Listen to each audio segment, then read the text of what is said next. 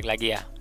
Kali ini gue nggak nyukur, gue di sini mau share di mana gue awalnya buka usaha pangkas rambut atau semi barber. Dan di sini adalah modal awal yang gue pakai.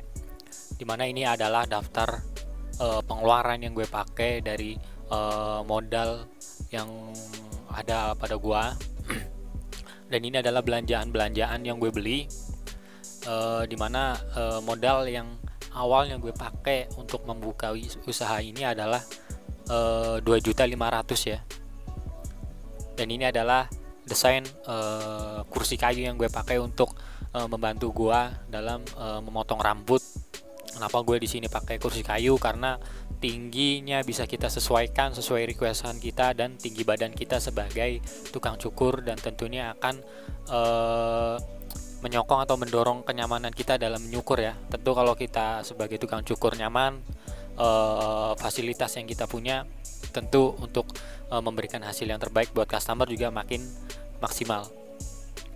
Di sini gue share dari modal 2.500.000 ini yang gue pinjem juga dari kakak gue, dimana gue alokasiin untuk kebutuhan usaha awal gue membuka pangkas rambut, dimana ini adalah daftar-daftar ya, daftar-daftar pengeluaran maksudnya pendapatan gue di bulan pertama, yakni di bulan Oktober.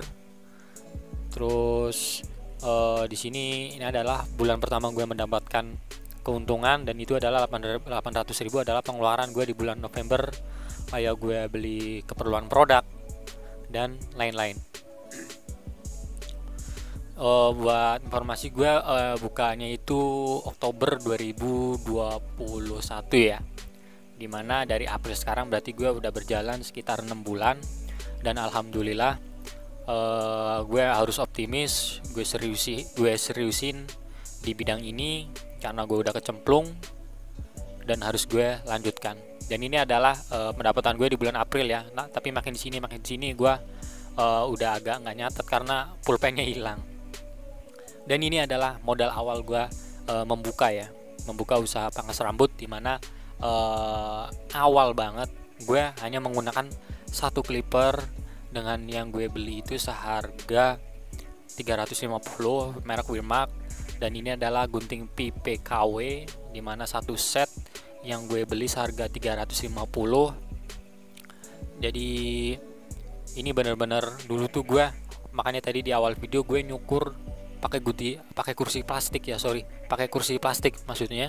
Itu adalah gue awal-awal banget membuka usaha ini, dan itu adalah customer yang akan selalu gue ingat.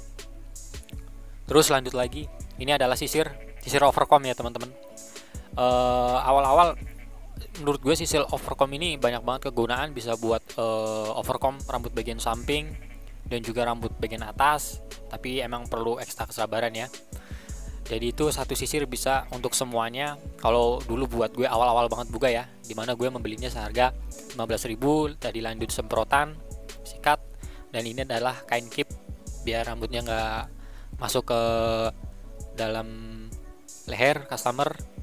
Dan setelah gue membeli clipper ini, di bulan-bulan berikutnya ada sedikit keuntungan, langsung gue puterin lagi untuk membeli clipper yang ada di kotak ini. Dimana kenapa gue membeli clipper lagi, karena setelah gue memotong rambut satu customer, otomatis mata pisau akan panas. Jadi itu gue bisa buat gantian. Setelah satu buat motong, gue taruh nunggu adem, habis itu gue pakailah yang lain. Untuk outline-nya gue di sini cuman pakai trimmer ya teman-teman. Jadi gue nggak pakai silet. Dan ini gue beli seharga 150. Bener-bener membantu banget. Wirmark 5021 kalau nggak salah. Walaupun gue sebenarnya ada silet ini ya, cuman dengan adanya trimmer itu gue makin jadi praktis. Maksud dalam artian praktis yang di sini gue maksud tuh, gue nggak perlu ganti-ganti silet, cukup pakai trimmer, outline pun jadi. Walaupun pakai silet itu lebih habis dan lebih rapi lagi. Dan ini adalah peralatan yang gue pakai dalam menunjang gue memotong rambut jenis sisir sesuai dengan kebutuhan. Sisir long trim, sisir styling, overcomb, blow, dan lain-lain. Dan juga brush untuk membersihkan leher. Di sini gue memang sedikit keuntungan yang gue miliki. Di sini gue pengen lagi gue puterin buat apa. Di situ gue juga pengen ngembangin lagi biar lebih besar, amin. Dan untuk informasi, untuk kursi yang gue pakai ini adalah kursi multifungsi sih ya, biarpun dari kayu tapi bisa nyukur buat anak kecil, dimana ada kayu tambahan yang kita taruh di senderan lengan tangan untuk bagian atas. Jadi itu gue tadi mau beli kursi pakai yang kursi salon, tapi itu terlalu rendah, tentu gue nyukurnya nanti bakalan membungkuk, jadi gue tuh nggak nyaman banget. Makanya gue fixin potong pakai kayu. Dan ini adalah sebelum ruko yang gue sewa itu dibedah, dan ini setelah dibedah atau disekat, dimana memang modal awal yang gue keluarkan itu paling besar memang untuk menyekat bagian ini, dimana gue membeli besi atau aluminium dan juga papannya itu ya, apa namanya, papannya, dan juga membayar tukangnya lebih banyak, sekitar 500 sampai 600-an gue habisin buat menyekat bagian ini.